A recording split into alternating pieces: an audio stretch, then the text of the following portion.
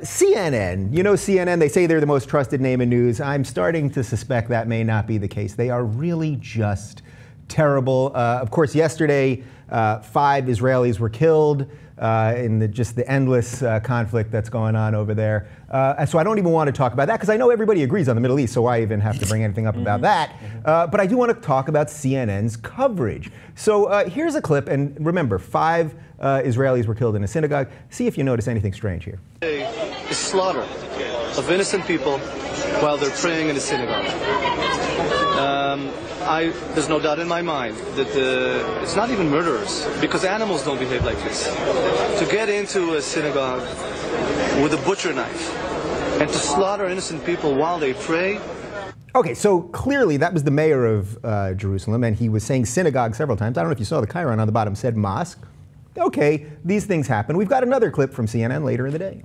Now, among the wounded are 2 of the police officers who arrived at the scene, one of them apparently in critical condition. Now, the Israeli officials quickly coming out to condemn the attack. The Israeli Prime Minister Benjamin Netanyahu pointing the finger at Hamas, but also at the president of the Palestinian Authority, Mahmoud Abbas, accusing him of incitement against Israelis. Okay, again, a bit of an odd lead there in that police killed 2 Palestinians. They shot the people that had just killed the 5 other people. A little bizarre. What happened to the Jews control the media? I thought the Jews control the media. I'm on the internet. I know what people are saying about the Jews. I guess they're not doing a great job with the media anymore. Yeah, I'm no Orthodox, Lubavitch devout Jew, but yes. I do know that a Jewish temple is not called a mosque. So I'm terrible at games where it's like, okay, find the thing that's missing. I'm like, I know I'm going to fail this. I saw right away that it's not called a Jewish mosque. Yeah. So yeah, what is going on? Okay, so I just want to be very clear. I don't want to make this about what's going on in the Middle East at all, or about taking sides on the conflict or any of that. It has nothing to do with that. This is purely, I want to make this purely about our media and CNN in particular. Are either one of those remotely, how is nobody fired? There was a half retraction later in the day because of another headline that they screwed up. It's a lower third. You know, guys, let's take a minute here because I worked in a newsroom, and in the newsroom, there's a person in the corner, one of 30 people there, and people are shouting at them, and it's their job to literally, on an ancient keyboard that's like this big, sit there and be like, oh, sorry, let me change that right now. And they have to type it really quickly. And there's also, I don't know how CNN does it, but they're actually up to 36 hours of news a day in their news cycle. And so because of that, there's a lot that happens. I think there's tons of other stuff that CNN does wrong. I think that second one, I still don't know what was wrong with it. Because the headline, they're talking about that the 2 people that are killed are the 2 terrorists, not the 5 people that they just killed.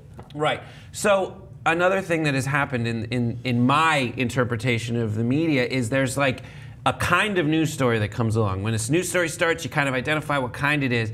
And when you watch like a story about Israel and Palestine, a certain number of people are like, all right, let's dial in. Yeah. But most people are like, oh, okay, so it's still fucked up there. Right. Okay, I'll sit here and wait until Blitzer tells me about a cat that climbed up a tree. Oh, wolf. Yeah. You know what? I have to start by saying, with literally no irony, that I really do appreciate you giving us a little insight on the sad dude with the big keyboard, because I don't know anything about that. Yeah. Yes. And that is really good to know. However, I am so sick of people making excuses, and I'm not saying you, I'm saying in general, people making excuses for this kind of stuff. Like, do your job. Fine, you can't do it. I get it. You can't do it. Somebody else will do it. And if you did it wrong and you screwed up, apologize. I'm just so sick of that being okay. Yeah, so I basically agree with that premise. That yes, this guy probably gets paid pretty shitty. It's a 36-hour news cycle in 24 hours. I get it. It's high pressure. It's live, breaking news, et cetera, et cetera.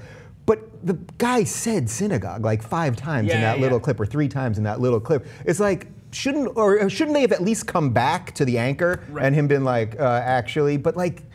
More insight to that. What does happen when it's wrong is there's like this groan that emanates through the newsroom from the first person who noticed it from the control room, and it's like, and then there's like real intense, because in the control rooms of all these news shows, it's like shouting and screaming, like the Sorkin idea of it. It really is like, get it on, turn it, you gotta redo. So if it updated later to be fixed, you've got to understand that that's a thing. However, I acknowledge it is a mistake, and if you keep making mistakes like this, maybe it's a bigger thing. And that's the thing. If the media is Jew-run, wouldn't one of the Jew-run Jews tell the kid to please change it from mosque to synagogue just because that's what it's called? It's just too busy rolling in money and you throw up the gold. Maybe he couldn't hear over his large horns.